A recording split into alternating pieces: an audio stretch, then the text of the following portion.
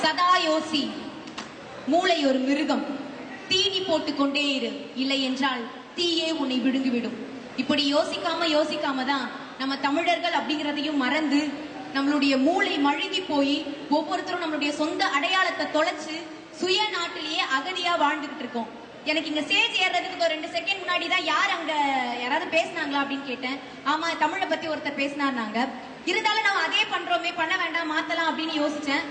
ஆனா நான் ப்ரிப்பேர் பண்ணிட்டு வந்தது இதுதான். தமிழர்கள் அப்படிங்கிறது நம்ம ஒவ்வொருத்தருக்கும் இருக்கிற அடையாளம். அதை என்னைக்கு தொலைச்சோமோ அன்னைக்கே நம்ம அகதிகளா மாறிட்டோம்.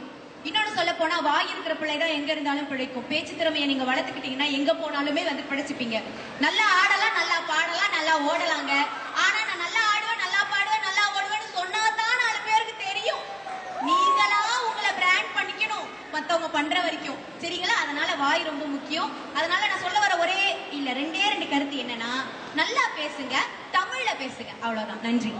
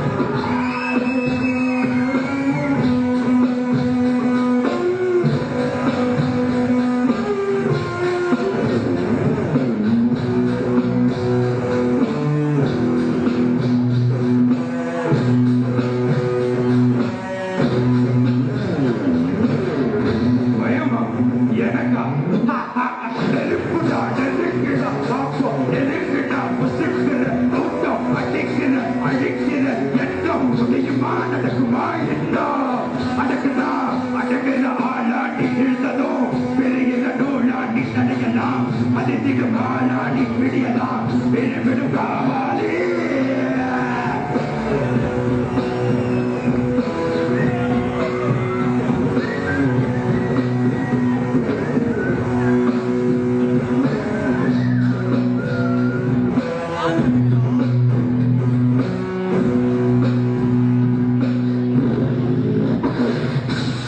you.